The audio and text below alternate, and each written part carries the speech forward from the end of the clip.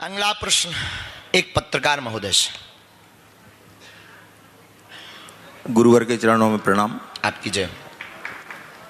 सबसे पहले तो सनातन धर्म में चरित्र और संस्कारों का आज जो गिरावट आ रही है उसको अपन स्थापित करने के लिए गुरुजी अपनी ओर से क्या करेंगे, सबसे पहले तो हम आपसे ये जानना चाहेंगे। बहुत सुंदर प्रश्न।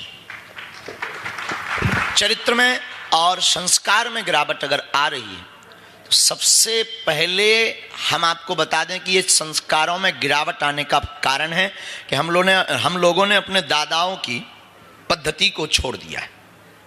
हमारे पिताजी और हमारे दादाजी जब आज से यही कोई 4-6-8 साल पुरानी बात मान लीजिएगा, दादाजी को तो बहुत दिन हो गए, पर 10-12 साल पहले हमारे दादाजी, हमारे पिताजी, हमारे चाचा जी, ताऊ, पूरा परिवार घर पे शाम को जब भोजन करते थे ना तो बैठने के बाद रामचरितमानस का पाठ करवाते थे।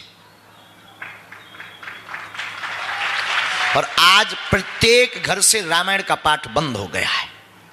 रामायण का पाठ करवाते थे तो रामायण में लिखा है, चौपाइयां आती हैं, प्रातः काल उठ के रघुनाथा मात पिता गुरु ना वही माथा। राम जी प्रातः काल उठ करके माता पिता गुरु को प्रणाम करते हैं। जब हमारे चाचा लोग, ताऊ लोग और हमारी माँ जब हमसे रामायण पढ़वाती थी, हम पढ़ते थे तो फिर रामायण को पढ़ने के बाद माँ हमको बाद में कहती, हमारी माँ पढ़ी लिखी नहीं है पर रामायण पढ़वाती थी माँ हमसे कहती थी, बेटा देखो राम जी प्रातः काल उठ करके माता पिता और गुरु को प्रणाम करते हैं। उस दिन के बाद हमने भी प्रारंभ कर दिया था। तो जिस दिन भारत में ये पुनः पद्धति रामचरितमानस की पढ़ने की, बच्चों को पढ़ाने की, गीता और रामायण, केवल एक ग्रंथ रामायण, बहुत भटकिए मत, केवल एक ग्रंथ रामायण आप छोटे बच्चों को पढ़ाना प्रारंभ कर दीजिए और अपने घर में रोज 5 दोहा पढ़वाइए और उनके अनुसार बच्चों का आचरण प्रारंभ करवा दीजिए। आपके संस्कार और संस्कृति दोनों सुरक्षित हो जाएगी। गुरुजी एक निवेदन और है कि आज जो घर के अंदर थे वो घर के बाहर आ गए हैं, जो घर के बाहर थे वो अंदर आ गए हैं। जैसे ये कुत्ते आज घर के अंदर पाले जा रहे हैं, गाय बाहर हो गई है। माँ बाप को जिन्हें हम भगवान मानते हैं, जिनकी हम पूजा करते थे, आज वो अनाथालय में, कहीं वृद्धाश्रमों में जाकर के रहने के मजबूर हो गए हैं। ऐसे लोगों के लिए सामाजिक स्तर पर अगर कोई पनिशमेंट माने, उन्हें अपन दंडित करने का अगर प्रावधान बनाए तो इसके लिए आपकी क्या मार्गदर्शन? दंड देने का अधिकार तो न्यायालय को है, पर सामाजिक दृष्टि में न्यायालय को ही है, लौकिक में तो नहीं है। वकील साहब भी बैठे हैं, लौकिक में है कोई तो हमें बताओ तो हम शुरू करें। माइक लीजिए ना,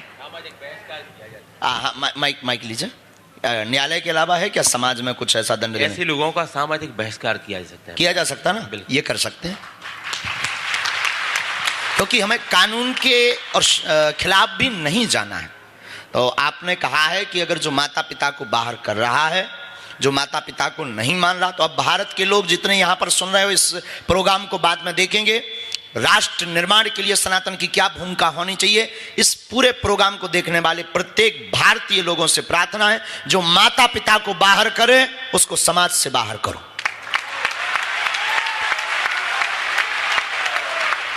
और ये हमने नहीं बताया, वकील साहब ने बताया, इसलिए हमारे नाम से कोई भी नोटिस ना भेजा जाए। और वकील साहब का नाम और नंबर भी लिख लो, अगर तुम्हें ऐसा कुछ लगता है तो इनको छोड़ा भी ना जाए, ये निपट लेंगे, क्योंकि ये कोर्ट में पेश ही करेंगे, हम कहां फदाल में फंसेंगे। हमसे एक व्यक्ति कह रहे थे कि वकील डरते क्यों नहीं केसों को? हम इसलिए नहीं डरते हैं कि वो खुद केस लड़ते हैं। भाई पेशी के कभी मूल्यम की जानी तो खुद कर लेंगे, हो गया, बाबू के पास जाएंगे, हस्ताक्षर करेंगे, चले आएंगे, इसलिए नहीं डरते हैं। तो ये बात हम नहीं कह रहे हैं कि आप कहोगे कल के दिन तुम ब्रेकिंग न्यूज चला दो, देखिए ब्रेकिंग न्यूज, बाबा ने कहा समाज से बाहर करो। आपत हो जेबी, हम तो मारे जेबी 1.5 हड्डी के आदमी मारे जाएंगे, इसलिए इसमें हमारा कोई हाथ नहीं है। ये तो हमने कानून के हिसाब से भी पूछा, इसीलिए भगवान की कृपा से सब हिसाब के लोग बैठे हैं, समाज सेवी भी बैठे हैं, डॉक्टर भी बैठे हैं, पत्रकार भी बैठे हैं, जो जैसी लाइन हो गई। अब अगला प्रश्न।